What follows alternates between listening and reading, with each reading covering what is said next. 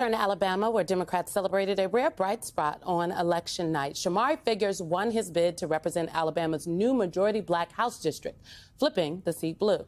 Last year, the United States Supreme Court ruled that the state's congressional map likely discriminated against black voters, mandating it be redrawn. Figurs will now be the first black person to represent Alabama's 2nd congressional district since 1832. And Congressman-elect Shamari Figurs joins us now.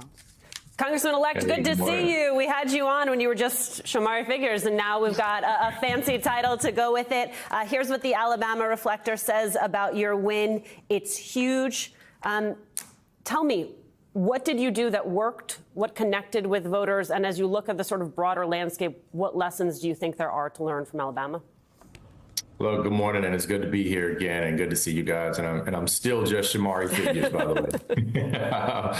But I think we kept the race local, right? We kept this race focused on local issues, things that matter in the communities here that make up the 2nd district. And we think that resonated. I mean, healthcare challenges here are a little bit unique in terms of it's more than just about health insurance here. It's about Medicaid expansion, certainly is part of it. But we've had a handful of hospitals closed just since we've been in this race, and several more that are on the edge of closing. We don't have pediatricians in over half of this district. And so we have a real healthcare crisis here in this district, and we kept the race focused on that and other just local issues and not playing into national, more national issues. I was really struck by, and Forbes wrote about this, the diverse crypto-friendly candidates for Congress won on election night.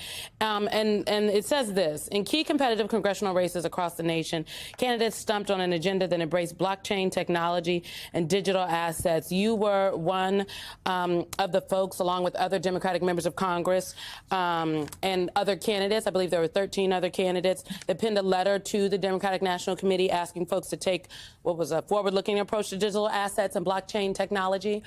Yeah. How did that come up play itself out in real life? Like, what are the real life implications of the policy that you're talking about for the folks in Alabama's 2nd congressional district?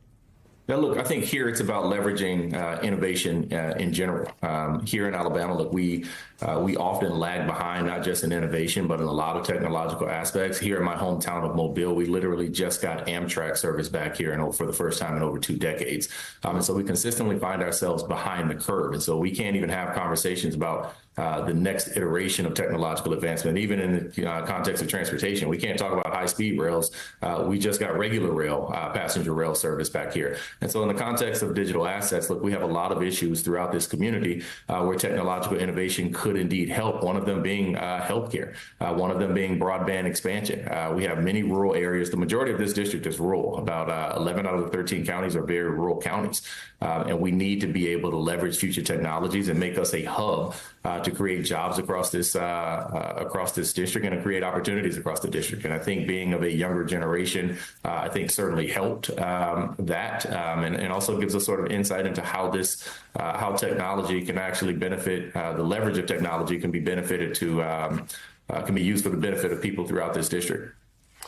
So, Congressman-elect, we just had Mike Needham from American Compass, who is head of a think tank, economic think tank, that's going to be shaping the economic policy or helping to shape the economic policy of the Trump administration as it comes in the door. Given the state of where we are right now in the House, with such a thin margin in line, that could be Republican, be Democrat, either way, it's going to be a very narrow majority for whichever party has that control.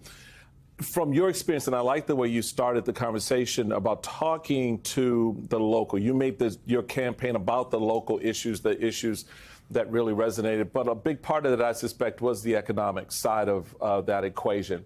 We had a spirited conversation around child care, for example, as a form of public policy, and whether that's a cultural issue or if it really is part of an economic policy for future job creating opportunities. How do you see making the case from the House position in a new Trump era for economic empowerment and opportunity that we heard from the vice president in her campaign? Look, I think it starts with, one of the benefits of keeping racist local issues is it gives you the ability, and I think the necessity of focusing on local culture, local history, local knowledge, and local understanding of what happens in your communities. The fact is, the economy in Alabama has been tough on too many people for far too long. This is not new. This district that we represent includes 7 of the 15 poorest counties in the state, which means it includes 7 of the poorest counties in the United States of America. So economic opportunity, or the lack of focus on developing them, that ship has long sailed. And so we have, we're fortunate enough to live in, we're in this district now where, that sort of national piece about the economy. And I won't say we're fortunate enough to live in it. We're unfortunate to live in this district where, that national conversation about the economy and creating economic opportunities, look, it's hit here a long time ago, and people here felt that they've been left out of that conversation for far too long. And so that's what we've, that is part of the message, is creating those opportunities, is creating those job training and workforce development programs, creating partnerships with our 2-year institutions and our high schools, looking at ways to get trades back into the high school curriculum so we can have people that are prepared to go directly into the workforce. I mean, workers in Alabama are paid the 4th lowest wages in the United States of America. And so economic opportunities for the masses here is certainly something that we have to focus on. And unfortunately, under the leadership of this state, certainly over the last 2 decades, it's been something that has just not happened. All right. Congressman-elect, like the sound of that. Shomari Figurs, thank you very much, my friend.